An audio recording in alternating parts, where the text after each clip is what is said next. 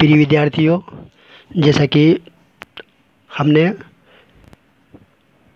पहला चैप्टर मानव संसाधन प्रबंधन का अर्थ, परिभाषाएं और इसकी विशेषता के बारे में अध्ययन किया था पहले चैप्टर में। आपको मैं एक बार फिर से बता देता हूँ। मानव संसाधन प्रबंधन एमकॉम प्रीवियस का ये सेकंड पेपर है। पहला पेपर आपके पहले पेपर का नाम है प्रबंध के सिद्धांत एवं व्यवहार, और दूसरे पेपर है आपके मानव संसाधन प्रबंध। तो मानव संसाधन प्रबंध में हमने इसका अर्थ, परिभाषाएं और उसके बाद में हमने उसकी विशेषता के बारे में अध्ययन किया था। अब आज हम देखेंगे मानव संसाधन प्रबंध के उद्देश्य और मानव संसाधन प्रबंध का महत्व, importance of human resource management. अब यहाँ पे डिस्प्ले पे दे रखा है कि हमने पहले उद्देश्यों को बताया है। उद्देश्यों को 5 भागों में बांटा है, 5 प्रकार। फिर उसके साथ में मानव संसाधन प्रबंध का महत्व, उसको हम 4 पॉइंटों में यहाँ पे डिस्प्ले किया है। सबसे पहले हम मानव संसाधन प्रबंध का उद्देश्य जानने से पहले एक विद्वान है, उन्होंने क्या कहा है वो देखते हैं। उनका नाम है स्काउट क्लोथर एंड स्पीगल। एक संगठन में मानव संसाधन प्रबंध से विवर्गीय पर्सनल एडमिनिस्ट्रेशन अथवा औद्योगिक संबंधों का उद्देश्य अधिकतम व्यक्तिक विकास, सेवा नियोजकों एवं कर्मचारियों और कर्मचारियों एवं कर्मचारी के मध्य सौहार्दपूर्ण कार्यकारी संबंधों की स्थापना तथा मानवीय संबंधों को भौतिक साधनों के अनुरूप बनाना है। ठीक है, इनकी जो परिभाषाओं का जो निष्कर्ष है वो यही है कि कर्मचारी के मध्य सौहार्दपूर्ण तथा मानवीय संबंधों के भौतिक संरचनाओं के अनुरूप बनाना है। फिर एक दूसरे जो राइटर है, तो दूसरे जो विद्वान हैं वो ये कहते हैं, जिनका नाम है गोयल और इनके साथ में मैकरेस, वो क्या कहते हैं कि मानव संसाधन के निम्नलिखित उद्देश्य हो सकते हैं। पहला है मानव साधनों का प्रभावकारी ढंग से उपयोग। मानव साधन का मतलब है कर्मचारी वर्ग को उपयोग ढंग से करना। फिर दूसरा है संगठन के सभी सदस्यों के मध्य वांछनीय कार्यकारी संबंध। फिर तीसरा बताया उन्होंने अधिकतम व्यक्तिगत विकास। तो इस प्रकार उन्होंने ये HRM के उद्देश्य बताए हैं। तो हम ये कह सकते हैं कि बिना HRM के उद्देश्य ज्ञान के किसी भी उपक्रम में मानव संसाधन विभाग के द्वारा प्रभावकारी योजना नहीं बना जा सकती। ठीक है, HRM का उद्देश्य का ज्ञान होना ज़रूरी है, तभी जाके प्रभावकारी योजना बनाई जा सकती है। जैसा कि एक प्रबंध विज्ञान का एक सर्वमान्य सिद्धांत है कि प्रत्येक उपक्रम में किए जाने वाले समस्त कार्य किसी न किसी रूप में उस उपक्रम के निर्धारित उद्देश्यों की प्राप्ति में योगदान करते हैं। All work performance in an organisation should in same way directly और indirectly contribute to the objectives of that organisation. मानव संसाधन विभाग संस्था के उद्देश्यों का ही एक भाग होता है तथा सामान्य उद्देश्य की पूर्ति में सहायक होना चाहिए। बिल्कुल सही बात है। ये सामान्य जो उद्देश्य है उसमें सहायक होता है। कौन सा? HRM का उद्देश्य ज्ञात करने से पहले हमें ये जानना आवश्यक है कि संस्था के सामान्य उद्देश्य कौन कौन से हो सकते हैं। तो हम देखते हैं एक संस्था के सामान्य उद्देश्य कौन कौन से हो सकते हैं, उस पर एक बार प्रकाश डालते हैं। तो सबसे पहले उद्देश्य होता है सामान्य संस्था का, एक व्यावसायिक संस्था का। किसकी बात करें? व्यावसायिक संस्था की। उपभोक्ता की संतुष्टि करते हुए वस्तुओं और सेवाओं को सही तरीके से वितरण करना। क्या बताया मैंने? पहला उद्देश्य उपभोक्ता की संतुष्टि करते हुए वस्तुओं और सेवाओं संतुष्टि करते हुए उत्पादन करना और उसका सही तरीके से बांटना। ये पहला उद्देश्य होता है। वापस देखिए, उपभोक्ताओं को की संतुष्टि करते हुए वस्तुओं और सेवाओं का उत्पादन करना और उनको सही तरीके से वितरण करना। दूसरा होता है संस्था के स्वामित्व तथा विनियोजकताओं, जो कंपनी के स्वामी हुए और विनियोजकता है, उन्होंने इन्वेस्ट किया है पैसा, उनके लाभों के उचित प्रत्यय प्राप्त करना, उचित प्रत्यय प्रदान करना। तीसरा हो सकता है सभी वर्ग के कर्मचारियों को प्रॉपर सैलरी एवं उसके उचित सम्मान एवं आदर देना। बहुत इंपॉर्टेंट बात है, जो कर्मचारी किसी संस्था में काम कर रहे हैं उनको प्रॉपर सैलरी, उनका उचित सम्मान और आदर देना होता है। फिर नेक्स्ट होता है सामाजिक उत्तरदायित्व का निर्वाह करना, ये भी इम्पोर्टेंट है, सोशल रिस्पॉन्सिबिलिटी। फिर नेक्स्ट ये उद्देश्य निर्धारित किए गए उनको किस तरह से प्रभावकारी है मितव्यय पूर्वक से प्राप्त करना, मितव्यय प्राप्त करना होता है, मितव्यय रूप से। और इनमें ज़्यादा खर्चा हो गया इनको प्राप्त करने में तो फिर ये सही नहीं होगा, प्रभावकारी भी होगा और मितव्यय रूप से भी प्राप्त करना होगा। तो इस प्रकार हमने देखा कि एक सामान्य संस्था के उद्देश्य होते हैं। अब हम देखते हैं मानव संसाधन प्रबंधन के उद्देश्य कौन कौन से हो सकते हैं। तो उनको हम 5 भागों में बांटा गया है, लेकिन यहाँ पे व्यक्तिगत उद्देश्य है, उनको हम इस तरह से और समझेंगे। तो सबसे पहले दे रखा है सेवा उद्देश्य। सेवा उद्देश्य में क्या होता है? सेवा उद्देश्य उपक्रम का प्रमुख उद्देश्य है। इसलिए मानव संसाधन प्रबंधन जो कि उपक्रम प्रबंधन का एक अंग है और संस्था के उद्देश्य की प्राप्ति में योगदान करने की भावना से प्रेरित होकर काम करता है। बिल्कुल इजी सी बात है। सामान्य उद्देश्य सेवा उद्देश्य उपक्रम का प्रमुख उद्देश्य होता है, ठीक है। इसलिए जो एचआरएम है, जो एचआर में जो कि उपक्रम प्रबंधन का एक अंग होता है, किसका अंग होता है? ये प्रबंधन का अंग होता है। संस्था के उद्देश्य की प्राप्ति में योगदान करने की भावना से प्रेरित होकर काम करता है, सेवा की भावना से करता है, सेवा की भावना से होकर ही अपना काम करता है, प्रेरित होता है। उपक्रम का प्रथम उद्देश्य उत्पादित वस्तु तथा सेवाओं को कार्यकुशलता से प्राप्त करना होता है। बिल्कुल सही बात है। मानव संसाधन प्रबंधन का प्रयास कार्यरत व्यक्तियों को इस दिशा में प्रेरित करना होता है, ठीक है। इसके शुरू में हम ये कह सकते हैं कि जो संस्था के उद्देश्य है उसमें जो प्रबंधन का जो मानव संसाधन प्रबंधन का प्रयास रहता है कार्यरत कर्मचारियों को इस दिशा में प्रेरित करना कि आपको सेवा करना है। नेक्स्ट दे रखा है व्यक्तिगत उद्देश्य। अब व्यक्तिगत उद्देश्य को समझने के लिए हमने इनको 6 बातें किताब में दे रखी, 6 पॉइंट, वो भी हमको समझेंगे किस तरह से मानव संसाधन प्रबंधन के कार्यरत व्यक्तियों के व्यवस्थित उद्देश्यों की प्राप्ति में महत्वपूर्ण स्थान रखती है। मानव संसाधन प्रबंधन में कार्यरत कर्मचारियों के व्यक्तिगत उद्देश्यों की प्राप्ति एक महत्वपूर्ण स्थान रखती है। ऊपर में कार्यरत व्यक्तियों के व्यक्तिगत उद्देश्य कौन कौन से हो सकते हैं वो इस प्रकार हम देखते हैं। तो उसमें पहला दे रखा है उचित मजदूरी, काम के घंटे तथा कार्य की दशाएं। इसमें ये बताया गया है कोई भी मानव संसाधन प्रबंधन कार्यक्रम उस समय तक सफलतापूर्वक लागू नहीं किया जा सकता जब तक कर्मचारी वर्ग का उचित वेतन प्राप्त नहीं होता या वेतन वो जो कर्मचारी है उसको लगाया गया है वो अपने दिल से स्वीकार नहीं करे।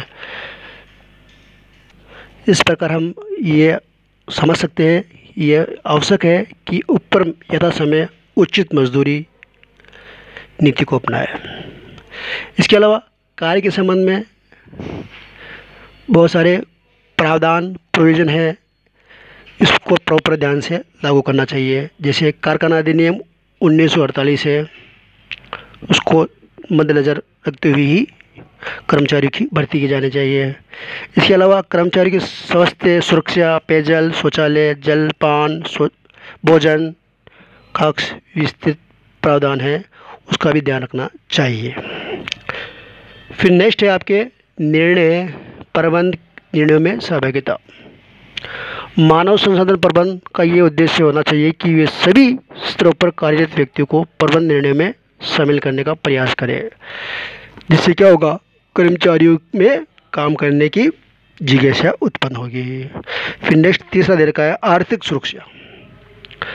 संस्था के हम देखते हैं कि संस्था में नई तकनीकें, नई टेक्नोलॉजी आने या आर्थिक मंदी आने से कर्मचारियों में एक भय बना रहता है रोज़गार का कि मेरा रोज़गार चला जाएगा।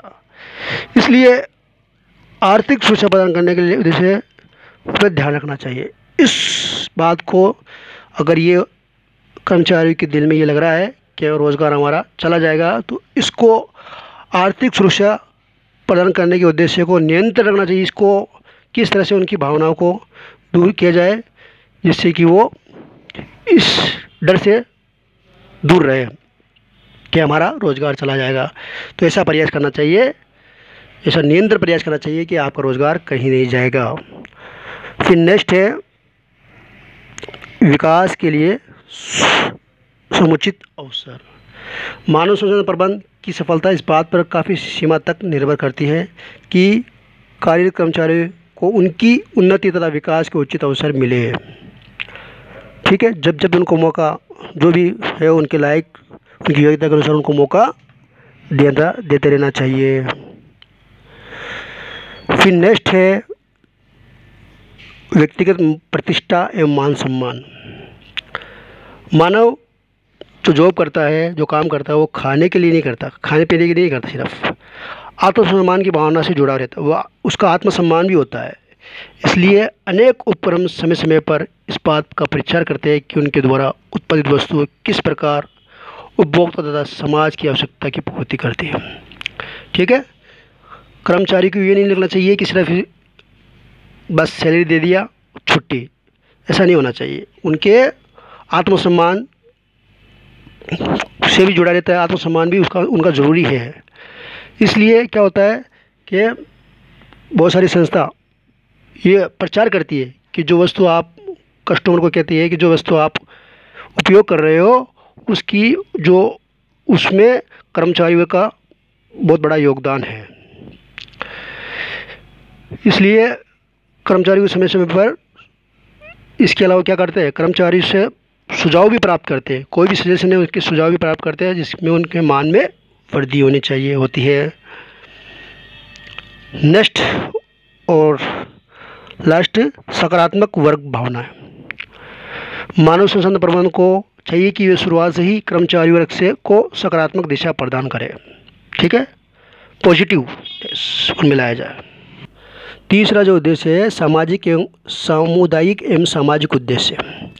व्यावसायिक संस्था समाज का ही अंग होती है। ठीक है, इसलिए किसी भी व्यावसायिक संगठन कुछ भी जो घटना घटित होती है, किसमें व्यावसायिक संगठन में जो भी कोई घटना घटित होती है उसका प्रभाव समाज पर अवश्य पड़ता है। अधिकांश देखा जाता है कि व्यवसायी वर्ग अपनी सामाजिक उत्तरदायित्व के प्रति उदासीन रहते हैं। इसलिए उपक्रम के सामाजिक दायित्वों का निर्वहन के उद्देश्य से मानव संसाधन प्रबंधन कार्यक्रम को उन्हीं के अनुरूप डालना चाहिए। इम्पोर्टेंट बात है ये। अगर वो उदासीन रहते हैं तो उस उदासीनता को दूर करने के लिए जो कार्यक्रम बनाए जाते हैं चारामिक द्वारा उन्हें उसी के सामाजिक उत्तरदायित्व को ध्यान में रखते हुए डालना चाहिए। नेक्स्ट, सुदृढ़ मानवीय संबंध एवं अनुशासन बनाए रखना। संस्था के उद्देश्यों की प्राप्ति के लिए आवश्यक है कि संस्था के कार्य करने वाले कर्मचारियों के मध्य आपस में मधुर संबंध हो। मानव संसाधन प्रबंधक कर्मचारियों कार्यरत कर्मचारियों के व्यक्तिगत एवं सामाजिक उद्देश्यों की पूर्ति कर अच्छे मानवीय संबंधों का निर्माण कर संगठन में अनुशासन बनाए रख सकता है। अच्छे मानवीय संगठनों से कार्यविभाग संस्था के प्रति अपनत्व की भावना जागृत होगी, जिससे अधिक कार्य क्षमता में वृद्धि होगी और ये काम निरंतर चलता रहना चाहिए। इस प्रकार सुदृढ़ मानवीय संबंधों में अनुशासन बनाए रखना चाहिए, ये भी एक उद्देश्य है। फिर लास्ट, मितव्ययिता या प्रभावकारिता। संस्था के समस्त उद्देश्यों को मितव्ययिता के साथ सही ढंग से प्राप्त करने का प्रयास करना चाहिए। किसी भी संस्था के साधन सीमित होते हैं, इसलिए इन सीमित साधनों का प्रभावी ढंग से उपयोग किया जाना चाहिए, जिससे कि साधनों का अपव्यय या फजूल खर्ची को रोका जा सके। अगर ऐसा होता है कि हम फजूल खर्ची कर रहे हैं, अपव्यय कर रहे हैं, तो संस्था जो भी संस्था है वो प्रतिस्पर्धा की दौड़ से पिछड़ सकती है। तो इसको दूर करने के लिए हमें मितव्यय तथा प्रभावकारिता मितव्ययता का ध्यान रखा जाना चाहिए। नेक्स्ट, ये उद्देश्य पूरा होने के बाद हम देखते हैं मानव संसाधन प्रबंधन का महत्व, importance of human resource management. तो सबसे पहले देखा है प्रबंधन के सभी कार्यों के लिए आवश्यक। मानव संसाधन प्रबंधन सामान्य प्रबंधन की एक विशेष शाखा है। ठीक है, प्रबंधन के सभी कार्यों क्षेत्रों को प्रभावित करती है। ठीक है, HRM प्रबंधन को प्रभावित करती है। प्रबंधन के प्रत्येक कार्य क्षेत्र के मनुष्य का व्यवहार सर्वोपरि होता है। मनुष्य का व्यवहार ही बहुत सर्वोपरि होता है, बहुत ही इम्पोर्टेंट होता है। इस प्रकार मानव संसाधन प्रबंधन की सर्वव्यापकता सुसिद्ध है। अगर हम देखा जाए तो मानव का व्यवहार सर्वोपरि होता है, तो यहाँ पे मानव संसाधन प्रबंधन का महत्व भी हम सुसिद्ध, व्यापकता सुसिद्ध है, इसमें कोई डाउट नहीं है। फिर नेक्स्ट है मानव शक्ति के सदुपयोग हेतु। मानव शक्ति के सदुपयोग हेतु कर्मचारियों को काम पर आने से पूर्व उन्हें प्रशिक्षण दिया जाता है। इसके अलावा प्रशिक्षण देने के बाद में पुनः प्रशिक्षण दिया जाता है तथा नवीकरण कार्य भी किया जाता है, जिससे कि उनके जीवन में एक नई ऊर्जा पैदा होती है। और ये एक संस्था के लिए एक अनिवार्य काम बन गया है, जिससे कर्मचारी के विकास पर विनियोजित बढ़ाया जा रहा है, इसके अलावा मूल्यवान मानव शक्ति का उपयोग अच्छी तरह से करना चाहिए। मानव शक्ति क्या है, मूल्यवान है, और इसका सही उपयोग अगर करोगे तो आपकी जो संस्था के उद्देश्य है उनको हम आसानी से प्राप्त कर सकते हैं। इस प्रकार हम कह सकते हैं कि ये मानव शक्ति के सदुपयोग के द्वारा, HRM के द्वारा मानव शक्ति का उपयोग सही सदुपयोग किया जा सकता है। फिर नेक्स्ट है जटिलताओं का सामना करने हेतु संगठनों के आकार में बढ़ोतरी। देखते हैं हम संगठनों में आकार में बढ़ोतरी हो रही है, कर्मचारियों की संख्या में वृद्धि हो रही है, संगठनों की जटिलता भी बढ़ रही है, सरकार के हस्तक्षेप में भी वृद्धि हो रही है। इन सबको मिलाकर मानव संसाधन प्रबंधन के कार्यों की जो जटिलता बढ़ रही है, इसमें HRM मानव संसाधन प्रबंधन बहुत ही इम्पोर्टेंट रोल अदा करता है। इसलिए इस काम को, जटिलता को दूर करने में भी HRM का इम्पोर्टेंट रोल है।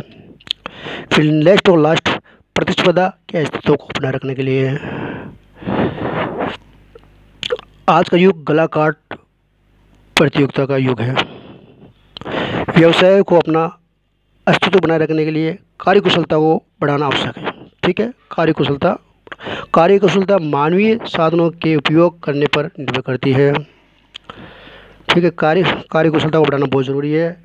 इस प्रकार व्यवसाय के अस्तित्व में भावी विकास में मानव संसाधन प्रबंधन का विशेष महत्व है। ठीक है, इस प्रकार ये हमारा मानव संसाधन प्रबंधन के उद्देश्य हुए और इसका महत्व, इम्पोर्टेंस का जो 4 पॉइंट दे रखे थे वो हुआ। ठीक है, हम नेक्स्ट देखेंगे नया चैप्टर। Okay, thank you.